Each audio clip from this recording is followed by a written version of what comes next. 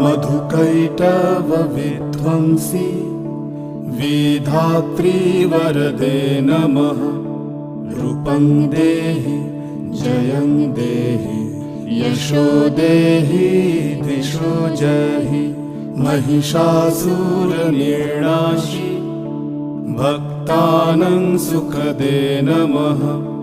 रूपं देहि जयं देहि यशो देहि दिशो जहि।